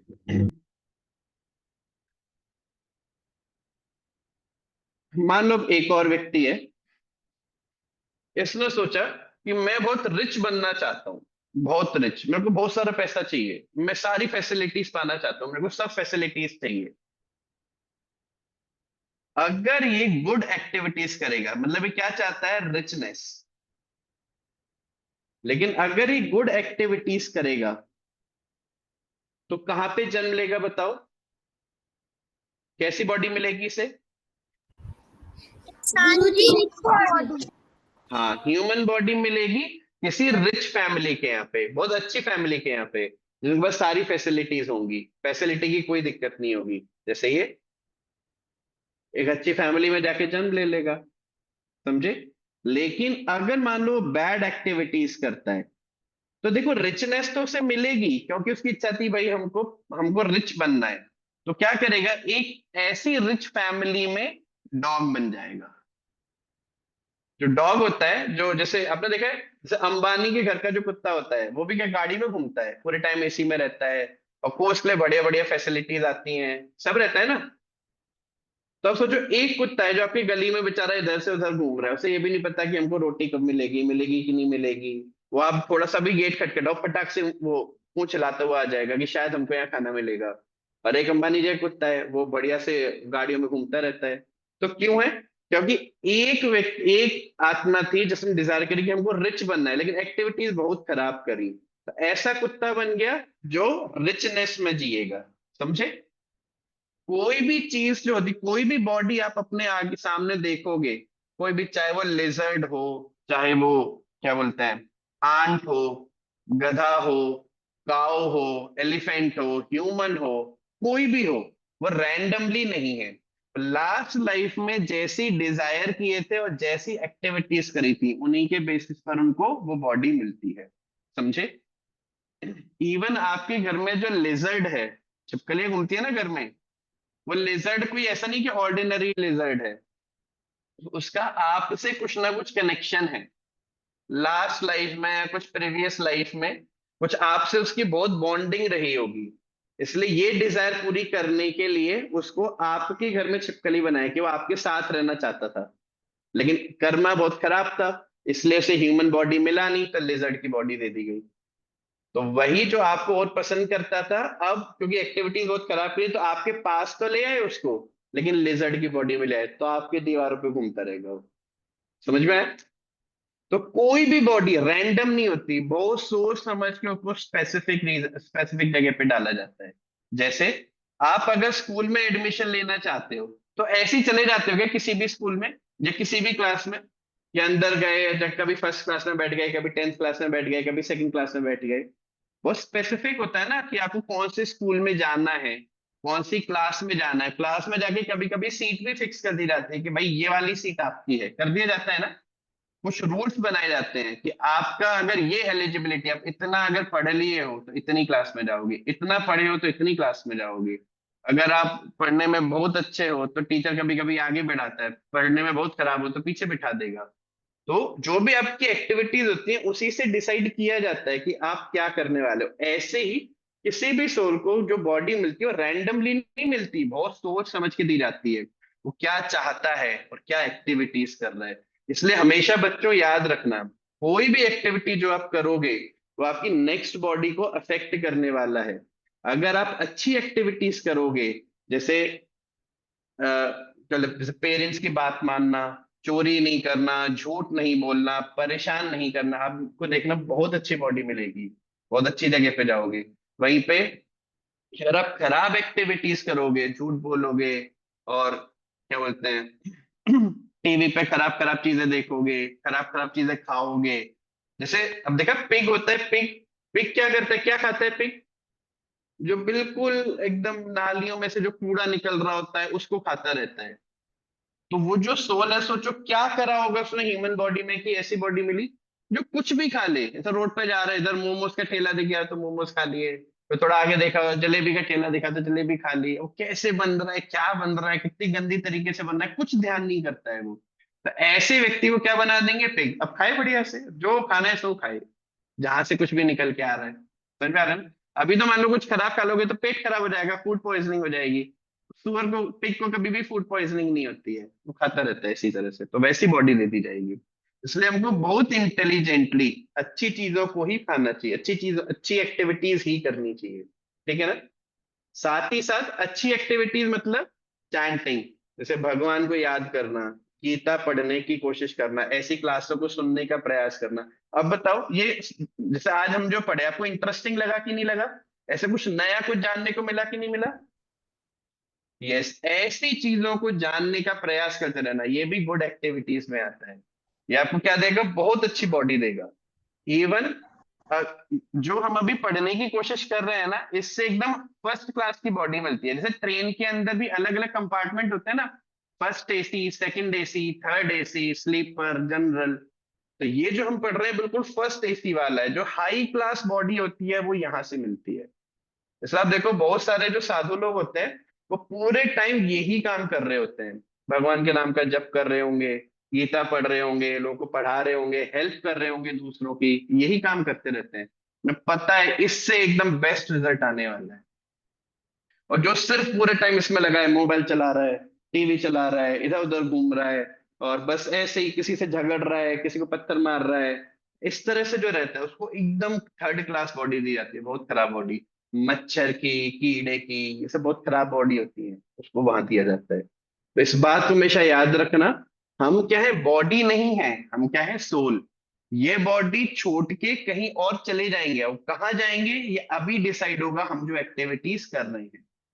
सिर्फ ह्यूमन बॉडी के पास ये पावर होती है कि वो डिसाइड कर सकती है कि अब हम किस किस बॉडी में आगे जाएंगे। लेकिन एक बार अगर आप डॉग बॉडी में चले गए फिर आपके पास ऑप्शन नहीं है, फिर वो जैसा है वैसे ही करना पड़ेगा। डॉग की बॉडी में एक्टिविटीज को नहीं देखा जाता, सिर्फ ह्यूमन बॉडी में एक्टिविटीज को देखा जाता है। याद रहेगा ये बात? मधेश आ रहा है समझ में? डिसाइड कर सकते हो हमें किस बॉडी में जाना ठीक है, अरे नोट करके रखा करो गुरुजी भाई। मेरा एक क्वेश्चन है। बोलो बोलो। गुरुजी जैसे हम लोग को डॉग की बॉडी मिली है, फिर उसके बाद हाँ। उसको मरने के बाद फिर उसे वही डॉग की बॉडी मिलेगी या कोई और बॉडी? नहीं, दूसरी। क्योंकि इस लाइफ में आप सिर्फ एक डिजायर नहीं करते, आप बहुत सारी डिजायर्स करते हो। तो हर डिजायर के अकॉर्डिंग एक एक बॉडी आपके लिए फाइनल कर दी गई है। इसलिए बोलते हैं ना, सुना है अपनी line 84 lakh species, 84 lakh species, 84 lakh type की बॉडीज होती हैं। ये ह्यूमन बॉडी छोड़ने के बाद इन 84 लाख बॉडीज में जो जो आपने डिजायर कर रखा है वो फुलफिल करने वाली बॉडी मिल जाएगी, फिर लास्ट में जाके फिर ह्यूमन बनेंगे। फिर बहुत लंबा टाइम होता है। एक ह्यूमन बॉडी में जितनी आपने इच्छाएं रखी और जैसी जैसी एक्टिविटीज करी है, फटाक फटाक से एक एक बॉडी आपके लिए बना दी जाती है फुल स्पीड से, फिर वो मिलती चली जाती है एक के बाद एक। बताओ बच्चों, समझ में आई ये बात? जी प्रभु। अच्छे से बैठ गया ना अंदर? हम बॉडी है कि soul? Sir soul. Yes, very good. Question अभी नहीं पूछो, मेरा भी कंप्लीट हो जाए उसके बाद पूछना, मैं बता दूंगा कब क्वेश्चन पूछना है, ठीक है ना। अब ये आपके लिए टास्क है। बताओ, एक व्यक्ति है, अगर उसको पायलट बनना है, पायलट, या ऐसा क्या डिजायर होगी कि इन दोनों में से उसे एक बॉडी मिले? कौन सी डिजायर होगी जिसकी इन दोनों में से उसे एक बॉडी मिले? बताओ। गुरुजी पहले डिजायर वो सोचेगा कि उसे पायलट बनना है और उसको अच्छी चीजें करनी होगी जिससे वो पायलट ह्यूमन की बॉडी मिलेगी। नहीं नहीं नहीं नहीं, वो क्या है? प्रभु जी उन्हें फ्लाई करना है स्काई में। हाँ, एकदम से। कौन बोला ये बात? गौरप्रिया। Gaurpriya, very nice. उसको उड़ने की इच्छा है। कभी कभी आप देखना ऊपर, जैसे कभी पहाड़ों पे जाते हैं तो वहां पे अगर चील उड़ती हुई दिखाई देती है तो बहुत अच्छा लगता है, ऐसा लगता है यार काश हम भी चील होते, हम भी उड़ पाते। तो जिसकी एक बार डिजायर हो जाए कि हमको उड़ना है, हमको भी ऊपर से पूरी सृष्टि को देखना है, कैसा लगता है, कभी कभी करता है नमन यार, अगर हम उड़ सकते तो कितना बढ़िया होता, बारिश वारिश में पूरा बढ़िया से बादलों के बीच में घूमते हुए आते। तो अब पक्का है नेक्स्ट लाइफ में इसे उड़ने को मिलेगा, पक्की बात है ये। लेकिन अगर गुड एक्टिविटीज करी तो पायलट बन जाएगा, ह्यूमन बॉडी बने मिलेगी और पायलट बन जाएगा, एस्ट्रोनॉट बन जाएगा। किसी की इच्छा है कि हम यूनिवर्स में बाहर जाना चाहते हैं, अर्थ के बाहर, तो एस्ट्रोनॉट बन जाएगा। समझ रहे हो? ऐसी मान लो बैड एक्टिविटीज अगर वो किया, खराब एक्टिविटीज किया, तो क्या बन जाएगा? ईगल। लेकिन दोनों केस में उसको क्या मिलेगा? उड़ने को मिल जाएगा। मिलेगा कि नहीं मिलेगा? इस तरह से हम कोई भी डिजायर और कोई भी एक्टिविटी करते हैं, उसको कंबाइन करके भगवान हमको नेक्स्ट बॉडी दे देते। ये बात अच्छे से समझ में आया कि नहीं आया? Desire plus karma means next body. Guruji, yes yes, मुझे एक सवाल था। बोलो। अगर किसी को यूनिवर्स अर्थ के बाहर जाना हो और उसके कर्मास बहुत खराब हो, तो उसे क्या मिलेगा? उसे भी एक बॉडी मिलती है। एक्चुअली सिर्फ अर्थ के ऊपर ही लाइफ नहीं होती है, ये हम कल देखेंगे। कल हम स्क्रिप्चर्स के बारे में पढ़ेंगे। तो स्क्रिप्चर्स में बताया जाता है कि कौन से प्लैनेट में किन किन तरह के लोग रहते हैं। जैसे मतलब यहाँ पर रहना है तो ऐसी बॉडी मिलेगी, तब आप यहाँ पे रह सकते हो। जैसे हमारी आंखें होती है, बहुत लिमिटेड होती है ना। जैसे आपको हवा दिखाई दे रही है क्या आसपास? बताओ। एक्सरे, इवन सनलाइट भी दिखाई नहीं देती है, दिखाई नहीं देता, लेकिन है ना वो। उसी तरह से अलग अलग प्लैनेट्स पे लाइफ के अलग अलग डेफिनेशंस होते हैं। जैसे यहाँ पर अगर रहना है तो ऑक्सीजन लेना आना चाहिए, ऑक्सीजन लो और कार्बन डाइऑक्साइड छोड़ो, इसका मतलब वो लाइफ है। ऐसी किसी और प्लैनेट पर कोई और कंडीशन होती है लाइफ की, तो वैसी बॉडी मिलना शुरू हो जाती है। ठीक है, इन क्वेश्चंस को आप सब 5th सेशन में पूछना है। बहुत अच्छे क्वेश्चंस हैं, लेकिन मेरे पास अभी टाइम थोड़ा कम है। ऑलरेडी 1:10 हो गया। ठीक है, अभी लास्ट चीज है जो मुझे डिस्कस करना है, और ये सबसे इंपॉर्टेंट पार्ट है आज के पूरे सेशन का। हमको एक कार को और एक ह्यूमन को आपस में कंपेयर करना है। जैसे मैं एक एग्जांपल देता हूं। अगर बोलना हो, बात करना हो, जैसे मान लो ये जो बॉडी है, ह्यूमन बॉडी, इसे अगर बात करना है तो कैसे बात किया जाता है? माउथ से। माउथ एक ऑर्गन है जिससे बात करते हैं, करेक्ट? ऐसे मान लो कोई व्यक्ति गाड़ी में बैठा है और आगे कोई खड़ा हुआ है, उसे बोला है हट हट भाई हट, कैसे बोलेगा वो? बताओ। गाड़ी के माध्यम से, हॉर्न। Very good. हॉर्न से। कार बात करती है हॉर्न से, और ह्यूमन बात करता है माउथ से। क्या ये बात क्लियर हो गई? यस। ऐसे ही अगर देखना हो तो बताओ ह्यूमन कैसे देखता है? आई से। आई से। Very nice. बिल्कुल रात में अंधेरा हो रखा है तो बताओ गाड़ी के माध्यम से वो कैसे देखेगा? हेडलाइट से। Yes, very nice. लाइट। बिल्कुल सही। ठीक है, और देखो अगर वॉक करना है, चलना है, तो ह्यूमन कैसे चलता है? लेग से। लेग से। और वॉक मतलब कार कैसे वॉक करती है? कार कैसे चलती है? व्हील से। बता रहे समझ में? हाँ अब गुरुजी। इस क्वेश्चन को ध्यान से सोचना। फूड, जो ह्यूमन है, या फूड नहीं, अपन लिखते हैं एनर्जी। एनर्जी कैसे मिलती है ह्यूमन को? फूड से। वो गुरुजी खाना ह्यूमन को खाता है, फूड से। ये सब्जियों से, दाल रोटी वगैरह।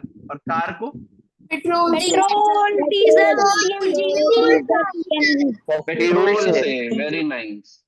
अच्छा, अब ये बात कौन बता सकता है? कार कौन चलाता है? ह्यूमन। हाँ, ह्यूमन कह लो या कह लो ड्राइवर। ऐसे ही बताओ, इस बॉडी को कौन चलाता है? गॉड। सोल। सोल। जैसे कार का ड्राइवर कौन है? वो ह्यूमन जो अंदर बैठा है। जैसे बॉडी का ड्राइवर कौन है? सोल।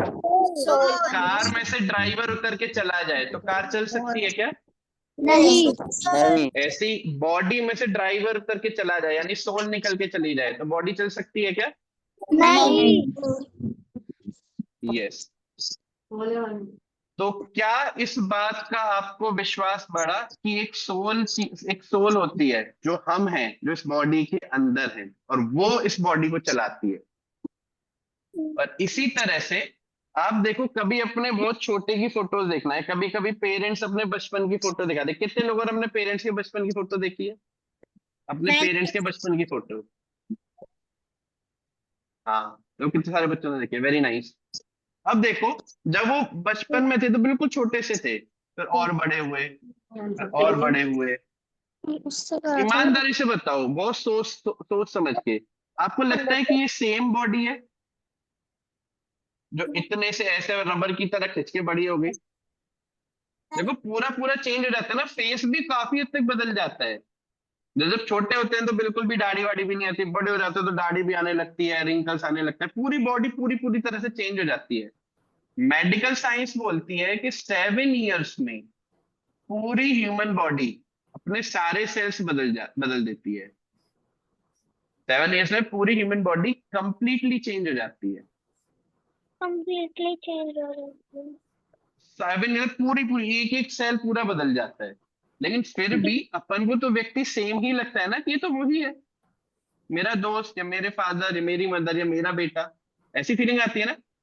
कभी कभी बच्चे जैसे हॉस्टल में जाते हैं और 1 साल बाद लौट के आते हैं, तो माँ को बोलते हैं ना, अरे ये कौन है, मेरा बेटा कहाँ गया, मेरा बेटा तो मोटा सा था, ये तो बिल्कुल पतला हो गया, कौन आ गया मेरे घर में, ऐसे नहीं बोलती है। तो सेम प्रेम दिखाई देता है कि मेरा ही बेटा है। तो वो कौन है, देखो बॉडी बदल गई लेकिन अंदर कौन था जो हमेशा सेम रहा? गुरुजी सोल सेम। तो हमें जो प्रेम होता है वो किससे होता है? सोल से होता है, बॉडी से नहीं। जैसे मान लो आज मैं व्हाइट कलर का कुर्ता पहना हूँ, व्हाइट कलर की धोती पहना हूँ, और कल को मैं चेंज करके आ जाऊँ, रेड कलर का कुर्ता और रेड कलर की धोती पहनूं, तो आप ऐसा बोलोगे क्या कि अरे हमारे गुरुजी कहाँ गए, वो तो बदल गए, ये तो दिख ही नहीं रहे? क्योंकि कपड़ा चेंज हुआ है, व्यक्ति तो वही है ना, पर्सन वही है, लेकिन कपड़ा चेंज हुआ है।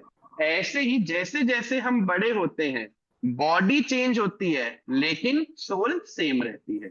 हमको प्रेम किससे होता है, हमारी फीलिंग्स किसके लिए होती है? सोल के लिए। बॉडी तो बदल जाती है। समझ में आया? जी गुरुजी। अब आप पूरी ऑनेस्टी से बताओ, कितने लोग कन्विंस हो गए कि हाँ हम सोल हैं, हम बॉडी नहीं है? बॉडी के अंदर एक एलिमेंट है जो सोल है, वो हम है। कितने लोग कन्विंस हो गए इस बात से?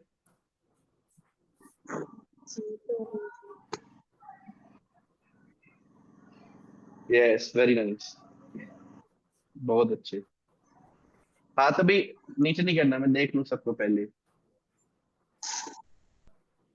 Yes, very good. आज हमने जाना कि बॉडी के अंदर एक और एलिमेंट होता है जो हम हैं, वो कौन है? सोल। तो आज का ऑब्जेक्टिव क्या था? To identify that I am soul. ये बात आप लिख लो। आज का ऑब्जेक्टिव क्या है? To identify that I am soul. ये जानना कि मैं आत्मा हूं। ठीक है, ये लिखना है आपको, to identify that I am soul.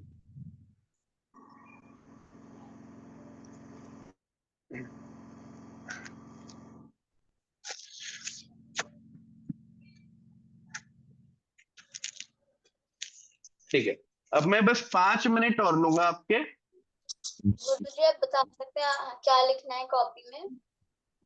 To identify, मैं लिख दे रहा हूं यहाँ पे, नोट कर लो। To identify that I am soul. To identify that I am soul.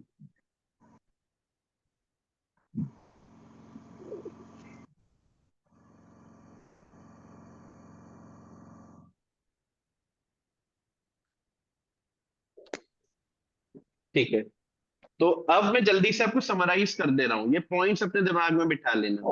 पहले हमने प्रूफ देखे किस बात के, कि सोल होती है। प्रूफ ऑफ सोल, क्या क्या प्रूफ देखा? सबसे पहले हमने देखा रीइंकारनेशन, देखा था। हाँ गुरुजी। फिर हमने प्रूफ देखा फोबिया, ठीक है। फिर हमने देखा body changes but feelings remains same. जैसे बच्चा बड़ा होता रहता है लेकिन माँ का प्रेम तो सेम रहता है ना, आपकी मदर आपको सेम प्रेम करती है जब आप छोटे थे, जैसे अभी और भी बड़े हो जाओगे, तो फीलिंग्स रिमेन सेम। इसका मतलब क्या कि वो सेम कौन है? वो सेम है सोल। तो हमने 3 प्रूफ देखे, फिर एक एनालॉजी देखी। एनालॉजी बोलते हैं ऐसा एग्जाम्पल जो हमको अपना कॉन्सेप्ट समझाने में आसानी कर दे। एनालॉजी कहती कार ह्यूमन एनालॉजी। जैसे कार एक मशीन है, ऐसे ह्यूमन भी एक मशीन है।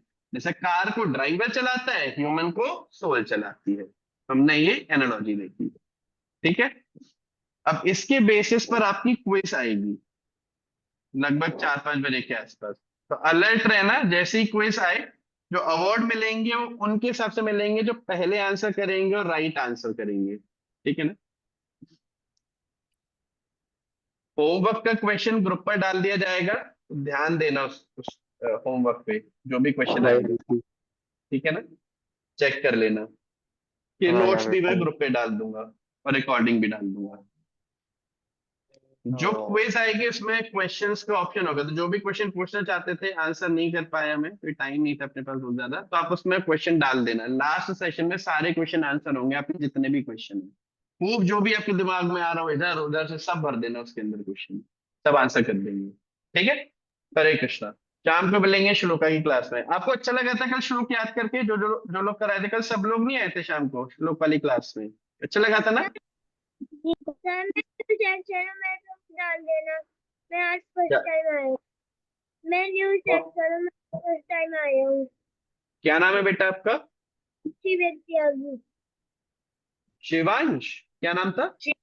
शिवेक। शिवेक, ठीक है। मैं एक नंबर दे रहा हूँ आपको, मेरे पास में मैसेज करना है ना, ये नंबर नोट कर लो, इस पर व्हाट्सएप कर देना मुझे। 9760036783, ठीक है। ये 9 है, 8 नहीं है ना, 9। उससे मैसेज करना मुझे, 0 0। ठीक है। शाम को मिलेंगे अब क्लास में, अब आप लोग अपना रेस्ट कीजिए। हरे कृष्णा। हरे कृष्णा प्रभु जी। हरे कृष्णा।